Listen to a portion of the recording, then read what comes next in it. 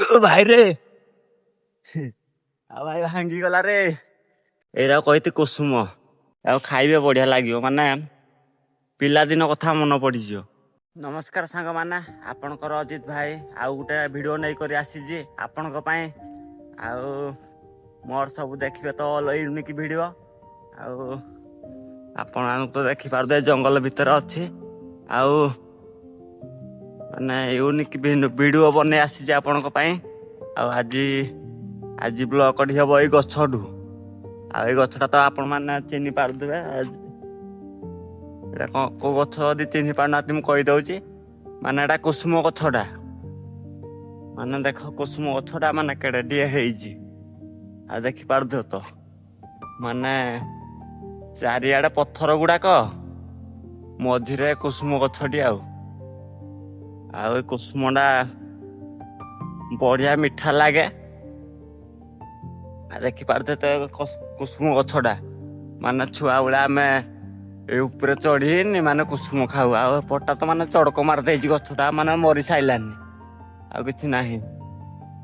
ଆଉ ଦେଖିପାରୁଥିବେ ତ କୁସୁମ ମାନେ ଆପଣମାନଙ୍କୁ ଦେଖେଇ ଦଉଛି ପାରିନି ମାନେ ଭାଇ ରେ ଆଉ ଭାଇ ଭାଙ୍ଗିଗଲା ରେ ଭାଇ କେଡ଼େ ଭାଇ ଭାଙ୍ଗିଗଲା। ଆଉ ଦେଖିପାରୁଥିବ ତ ମାନେ ତାକୁ ଛୋଟ ବାଇଟା ଭାଙ୍ଗିଲି, ସିଏ ବଡ଼ ବାଇଟା ଭାଙ୍ଗିଗଲା। ଦେଖିପାରୁଥିବ ତ ଆପଣମାନଙ୍କୁ ଦେଖେଇ ବୋଲି ଛୋଟ ବାଇଟା ଭାଙ୍ଗିଲି, ମାନେ ସିଏ ବଡ଼ ବାଇଟା ଭାଙ୍ଗିଗଲା। ଆଉ ଦେଖିପାରୁଥିବ ତ ମାନେ ଏଇଟା କହିତି କୁସୁମ। ଆଉ ଆପଣମାନେ ତ ଜାଣିଥିବେ ଆଉ ଏରା ଲୁଣ ଲଙ୍କାରେ ଖିଆଯାଏ। ଆଉ ମାନେ ପାକଳ ହେଇନି, ଆଉ 15 ଦିନ ମାସେ ପରେ ପାକଳ ହେଇଯିବ। ଏଟା ଖାଲି ମଞ୍ଜିଟା, ଆଉ ପାକଳ ହେଇନି ନା। ଆଉ ପାକଳ ହେଇଗଲେ ଦେଖିବ କୋଳା ଲାଗିବ। ଏଟା ମାନେ ଖାଇଲେ ଗୋଟେ ଆମ୍ବିଳି ଆମ୍ବିଳି ଲାଗେ। ଆଉ ଲୁଣ ଲଙ୍କାରେ ଖାଇବେ ବଢ଼ିଆ ଲାଗିବ।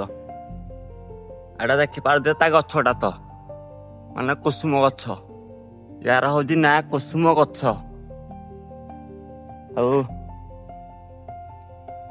ଆପଣ ମାନେ ଜାଣିଥିବେ ଏଇ ଗଛର ତ ନା ସବୁ ମାନେ ଜାଣୁଛନ୍ତି ନା।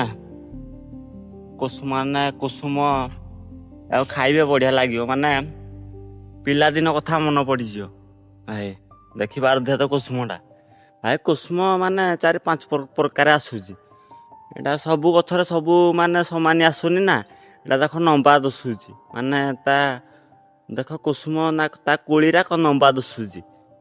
ମାନେ ଆଉ ଗୋଟେ ଗଛରେ ମାନେ ଗୁଲେଇ ଗୁଲେଇ ଆସେ।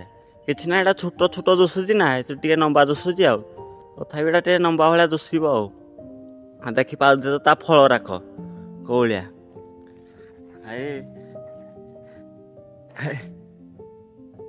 ଆପଣଙ୍କ ପାଇଁ ଭିଡ଼ିଓ କରୁଛି ମାନେ ଏଇ ଖରାରେ। ଆଉ ଆପଣମାନେ ସପୋର୍ଟ କରିବେ ଏଇ ଆପଣଙ୍କ ଅଜିତ ଭାଇ କି।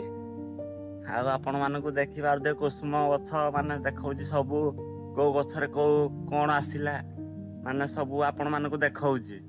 ଆଉ ଯଦି ସପୋର୍ଟ କରିବେନି, ଆଉ ଆପଣମାନଙ୍କ ପାଇଁ ମୁଁ ଭିଡ଼ିଓ ମାନେ କରିକି କିଛି ଲାଭ ନାହିଁ। ସପୋର୍ଟ କରିବେ ଆପଣଙ୍କ ଅଜିତ ଭାଇ କି। ଆଉ ଦେଖିପାରୁଥିବେ ତ କୁସୁମ।